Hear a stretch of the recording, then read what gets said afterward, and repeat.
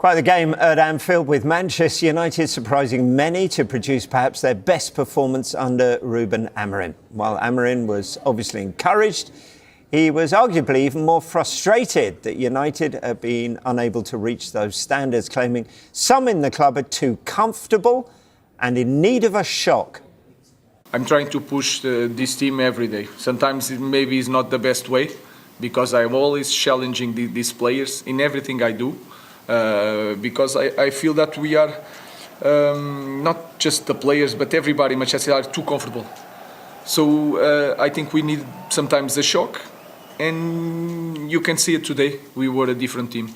It's not about the system, it's the way we face competition. There we go. Thoughts of Ruben Amorim after that draw at Anfield yesterday. Stephen, how much credit do United deserve for that performance? Or is the finger pointing about where has that been in the other games? Yeah, that's where it's been. I had this discussion over the weekend about formations and where Manchester United are and how they'll struggle within this formation. And I've had a lot of Man United fans saying, oh, that lasted long and that was a good thing to talk about, that they wouldn't be successful in this. And my answer to that would be, well, you got a draw. So, but the draw didn't come from the formation or the system.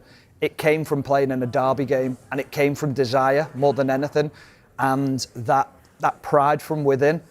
Now, this is a great result, but what are you going to do over the next few weeks when you play Arsenal, when you play Southampton? Will that desire still be there against other teams when it's not a derby? And that's the biggest question. So, as much as United played well, and as much as they hurt Liverpool in this game, it's a one-off at the moment, and we have to say it's a one-off because we haven't seen it before from them under Amorim. But the signs were positive in the game, that they were improved, and there are signs that it was a better performance. But one game's not going to convince me that they are back. Do we bracket the Manchester City result in that one as well for Manchester United? Was that different in some ways? But how do you get within that group that consistency? Do they need a shock? I mean, it sounds... I've got horrible images of kind of like a cattle prod. It's just horrendous. I don't think he meant that sort of shock. No, I don't think he did. No, I think the fact that now they've set the standard, so I think now that's exactly what they're, the players are sort of, well, we know that they can do that. So that's what Amorim will want to see week in, week out, and he'll want to see that sort of consistency. So, yeah, I think going into the game, not many of us give them that much hope because of the way that Liverpool were playing and because of the way that Manchester United were playing. Yes, they had that result against Manchester City, but that was slightly different. Manchester City weren't on the run that Liverpool are on now. And I think Amorim said how competitive they were and how they had that fight because of that rivalry between the two sides. But I think there was a little bit more than that. I feel like they did go long a lot more, so I think they changed that slightly because we haven't really seen that this season. I thought that they obviously attacked down the left-hand side, which is something I know that we're probably going to speak about. And also just the sort of changes in personnel and tactics. When they played against Newcastle, you just felt with Eriksen and Casemiro in that midfield area, there was no legs in there. The two number 10s weren't coming back to help out. You felt like the wing backs were pinned back, so they were just outnumbered, and that physicality and athleticism of Newcastle just got at Manchester United. You obviously had to change things, whereas it was much, much better against Liverpool. The two players that they had in there, in Ugarte and Mainu, but also the two number 10s coming and tucking in. And at times it was like a 5-4-1, but then when they broke with real pace and energy. And I thought it was brilliant. I thought it was excellent how they did it. So yes, they had that desire and intensity, which he spoke about. But I also think there were slight tweaks which certainly helped them get that point against Liverpool. This is the first time that Ruben Amorim has had his players on the training ground for a kind of week. Since he's been there, it's been weekend, midweek, weekend, all the way through. Did we see the sort of start? Did that have any bearing on what we saw yesterday? Yeah, it's bound to. I think that's something that I'm sure the manager would have wanted, to have that time on the training pitch to go through things. We always said, didn't we, that coming in, changing a system mid-season is going to be difficult. It's going to take players time to adapt to that. And he said that he's watched his team at times where they're caught in between. They sort of don't quite know where to go or when to go, and the timing's that little bit off. So I think when you can work on it on a regular basis for a period of time, it's bound to help, and it's bound to help those connections between the units. Because I just thought yesterday they looked so much better both on and off the ball, and that's something that we've said in previous games that maybe we haven't seen. So perhaps a cause for optimism for United fans, if that's anything to go by. Is Ahmad another cause for optimism as well? A goal for him, another big game for him. How impressive has he been? Can't believe you're asking me. This is Sue's player. Well, I wanted the neutral rather than guess who picked him out as the player to watch answer. Yeah. I find this interesting with Ahmad because he scored vital goals at vital times. So what you're finding with him is that he steps up at big occasions and and his timing of runs is very good. Would I fear playing against him? No, because I don't watch him and think, oh, he's dead tricky. He's quick and he's aggressive in the way that he presses.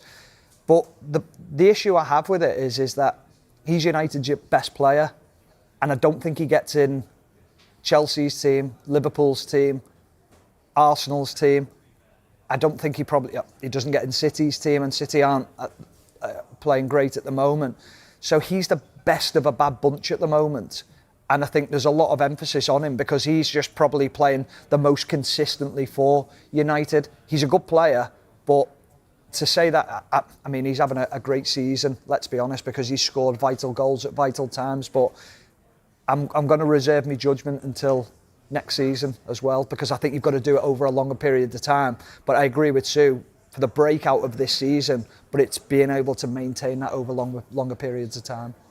In case you were wondering, I think he's brilliant. he was Sue Smith's one to watch this season. So there we go. Got one right.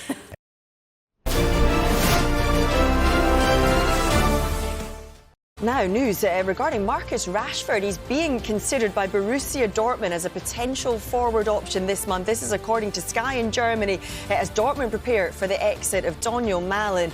Rashford expressing that desire for a new challenge last month. As things stand, the chances of a deal currently slim. We'll bring you much more on this breaking story next. And we've got some news about the striker Victor Gyökeres, actually, and it is that he does not plan to leave Sporting Lisbon in January. He has told his management he is targeting a summer move away to a bigger club. Sky Germany are reporting he could be available for around £50 million in the summer window. There could be several outgoings at United before then, though. So we expect Victor Gyökeres potentially to leave Sporting in the summer, but not in January. Let's get on to Marcus Rashford then, Quakey, someone who we're probably going to talk about a lot, I reckon, in the next month. According to Sky Italy, we know AC Milan are weighing up the move for the forward. Can you see him leaving in this window or more likely in the summer, if he does leave? I think most big transfers, they are more likely in the summer. January notoriously is a difficult month to get business done, but because of how vocal both sides of the argument have been in terms of Marcus Rashford saying that he's ready for a new chapter and Ruben Amorim having to respond to that, you wouldn't be surprised to see a deal happen now. It's been accelerated. I think the biggest issue for Marcus Rashford in terms of finding a new landing spot is the wages, which are reportedly north of £300,000 a week. There are not many teams in the world that can afford to pay those wages, and those teams that can may not be interested in the services of Marcus Rashford. Look at teams like Barcelona, who are tied up in their own financial issues. Look at Real Madrid, who are pretty sorted in those positions. I don't think Marcus Rashford makes a dent in terms of their starting 11. And so there's not too many landing spots for a player that is clearly talented but has struggled this season and last year in terms of his form and his confidence. So I think a deal may happen this January just because he's so keen on it happening and he's been quite vocal in terms of the next chapter of his career. Yeah.